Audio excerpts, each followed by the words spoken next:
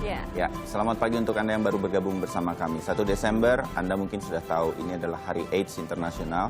Dan di Indonesia, AIDS juga sudah menjadi sesuatu yang sudah umum dan kita harus mengetahuinya secara bersama-sama, mengetahui apa sih penyakit ini dan kemudian kita bisa berada di tengah-tengahnya untuk kemudian melihat bagaimana kita untuk tidak terjangkit. Bagaimana kalau kita terjangkit, ada orang-orang dekat kita terjangkit, apa yang harus kita lakukan.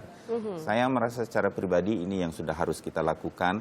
Sudah berkali-kali 1 Desember ini kita lalui. Dan di pagi hari ini saya dengan Gloria akan berbincang dengan tamu-tamu kita. Terima kasih pagi ini sudah datang. Ya. Mas Selamat pagi, Budi dan Mbak Hages. Pagi. Ya. Cerita dulu, Anda berdua ini sebagai suami istri, apa yang terjadi sama Mbak Hages dengan Mas Budi? Silakan Mas Budi mungkin, atau Mbak Hages. Saya ladies first kayaknya. Ladies first ya? Yes. Itu. Kalau saya, nama saya Hages, saya terinfeksi HIV itu dari tahun 2006. Saya terinfeksi HIV itu dari almarhum suami saya yang pertama. Karena dulu dia itu adalah seorang narkoba suntik, pengguna narkoba suntik. Setelah itu tanpa dia tahu ya bahwa dia sudah terinfeksi, akhirnya kami menikah dan alhamdulillah saya saya mendapatkan warisannya.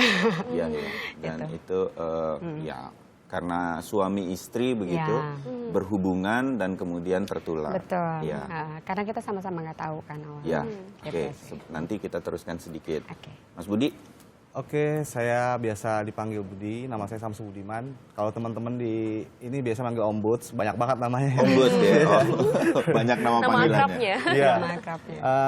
Saya kebetulan basic saya kenapa saya jadi tertular HIV AIDS itu karena pemakaian narkoba suntik di tahun 90-an itu yang informasinya sangat belum ada mungkin.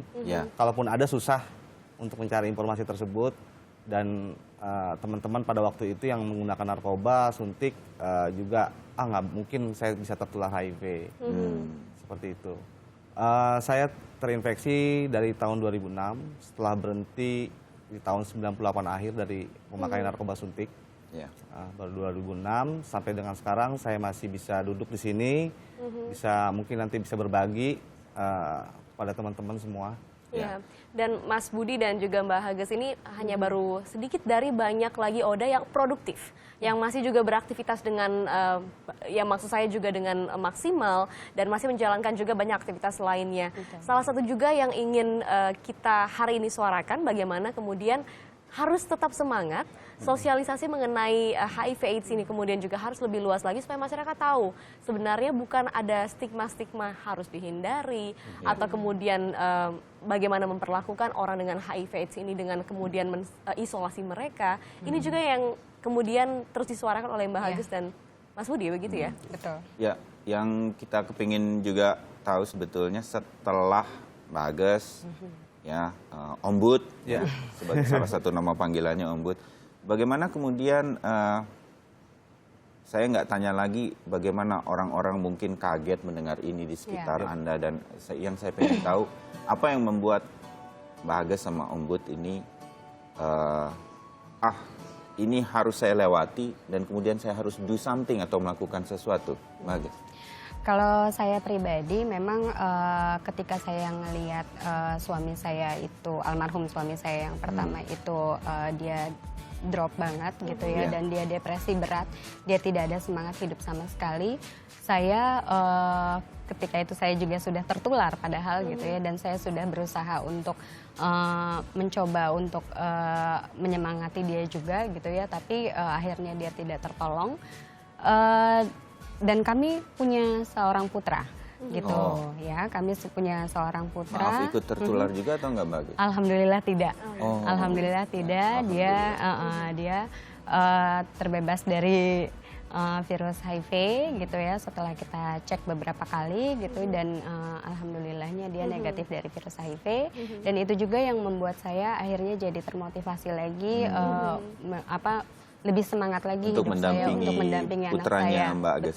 Jadi nggak serta merta kalau ibunya mengidap HIV kemudian anak yang dikandungnya itu kemudian tertular ternyata ya? Iya, nggak melulu harus begitu. Apalagi sekarang kan sudah ada program juga yang namanya PPIA ya, atau pencegahan penularan dari ibu yang terinfeksi HIV kepada anaknya gitu.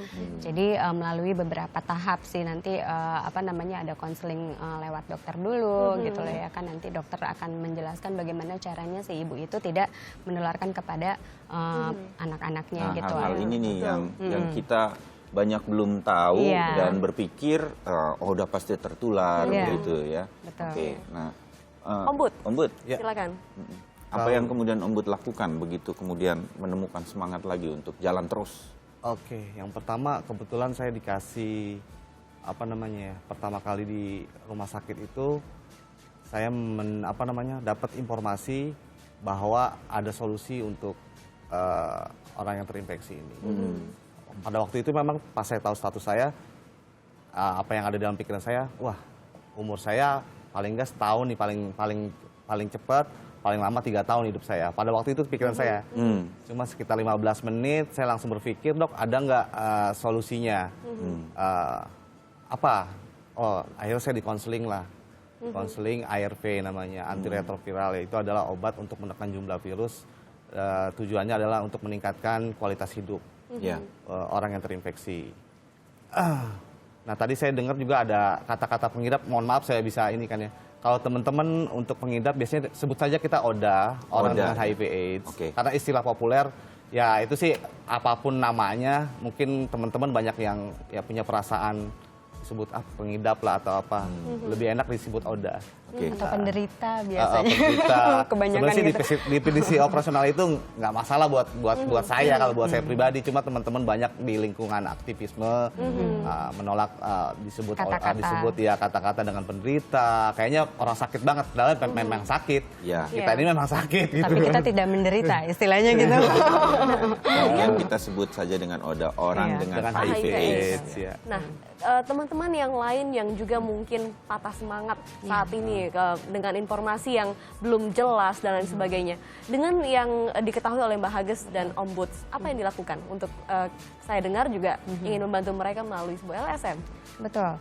Jadi gini, awalnya mungkin akan sama ya, ketika kita sudah dinyatakan atau divonis HIV positif gitu loh ya kan, apa yang ada di dalam pikiran kita tuh semuanya tuh hampir rata-rata tuh sudah sama. harapan begitu ya biasanya. Gitu, wajar lah, kita manusia kan pasti udah dibilangnya tuh di dalam pikirannya tuh aduh bentar lagi saya mati gitu, pasti begitu. Tapi dengan kita mencari informasi yang tepat ya, yang benar, kita tanyakan kepada dokter yang memang dia juga sudah mengetahui tentang HIV/AIDS itu sendiri gitu ya, saya rasa itu akan sangat membantu karena informasi-informasi itu secara otomatis akan menjadi terapi juga buat kita gitu. Jadi itulah yang mungkin kita lakukan. Jangan kemudian bersembunyi, tapi justru kemudian datang ke rumah sakit. Ada banyak tempat yang kemudian bisa kita cari, tidak seperti zamannya Ombud pada tahun 90-an itu. Sekarang justru banyak yang akan menerima dengan tangan terbuka. Itu harus dipercaya oleh siapapun dari kita, orang-orang terdekat kita. Kalau jangan bersembunyi, tapi justru datang dan kemudian melakukan pengobatan. Cari informasi, cari tahu. Salah satunya yang kemudian Mbak Hages dan Ombud kembangkan saat ini adalah LSM Kuldesak ya. Nah ini salah satu juga yang menurut saya waktu saya dengar namanya Kuldesak, apa ini Kuldesak ya? Ombud, ini cerita dulu soal namanya. Kuldesak. Dulu Kuldesak itu kan saya ngambil dulu maknanya dari bahasa Katalun, salah satu bahasa di Spanyol, yaitu jalan buntu. Ya, nggak ada jalan lagi. Iya, tapi hati harafiahnya pas saya baca-baca di KBBI atau apa, beberapa referensi bahwa itu orang yang menemukan jalan buntu, itu diamnya itu bukannya depresi atau bukannya pengen bunuh diri, tapi adalah mencari solusi. Diamnya orang yang kuldesak. Terus abis itu setelah dapat solusi dan jawabannya itu dicari dan disebarkan. Seperti Jadi itu. inilah filosofi dari Filosofinya LSM itu, ini ya. filosofi kuldesak itu. Tapi akhirnya berkembang waktu 2013 karena komunitas tuh biar dihargain juga sama pemerintah, sama dunia luar, harus punya legalitas kita, berundang-undang. Jadi apapun yang kita kerjakan itu dilindungi undang-undang. Ya. Akhirnya biar brand Kuldesak ini nggak hilang, apa gitu kan? Sama beberapa teman saya nih saya obrolin, oh ya udah tercetuslah kumpulan dengan segala aksi kemanusiaan. Kumpulan dengan segala aksi jadi kemanusiaan. punya Jadi arti kepanjangan gitu, ya. yang seolah-olah itu singkatan, padahal Iya. filosofi Kuldesaknya Filosofinya sendiri yang iya. diambil sama teman-teman Jadi di sini. sosialisasi, pendampingan, apa lagi yang dilakukan oleh LSM ini? Kita ada beberapa program. Yang pertama adalah hospital visit. Jadi teman-teman ini ada petugas pendamping dan penjangkau ke rumah sakit atau spot-spot yang memang di situ ada dari beberapa bagian populasi kunci. Populasi kunci itu bisa dari pengguna nafas suntik, bisa dari teman-teman gay, teman-teman waria, teman-teman pekerja seks. Ya. Itu ya kalau hospital visit udah pasti itu di layanan ya. Ya. Di tingkat grassroots sampai puskesmas biasanya. Oh, sampai ke puskesmas. Puskesmas semua itu ya? biasanya kita diperkuat kita di puskesmas untuk merujuk nanti ke rumah sakit umum daerah sampai rumah sakit umum pusat. Jadi jemput bola nih ya, mendatangi langsung Mendatangi. mereka yang belum mendapatkan informasi.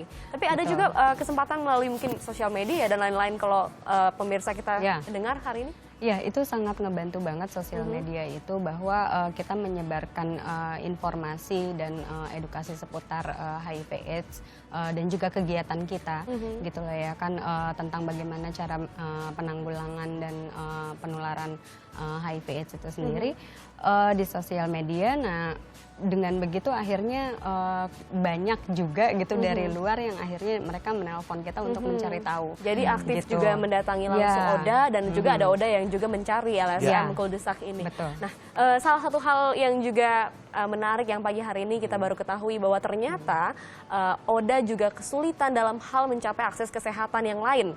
Mungkin selain rumah sakit umum, tapi seperti mungkin dokter gigi, Ya. kemudian layanan kesehatan lainnya yang masih ada stigma-stigma, wah nanti apakah sayanya aman atau juga dokternya yang kemudian punya stigma terhadap saya. Nah, hal-hal ini juga ternyata sudah tertampis dengan adanya klinik Diva yang nanti kita akan ajak bicara juga. Yep. Masih bersama dengan Mbak Hages dan juga Om Buds. Lembut, ya. Jadi kita jeda dulu sebentar, kita akan kembali.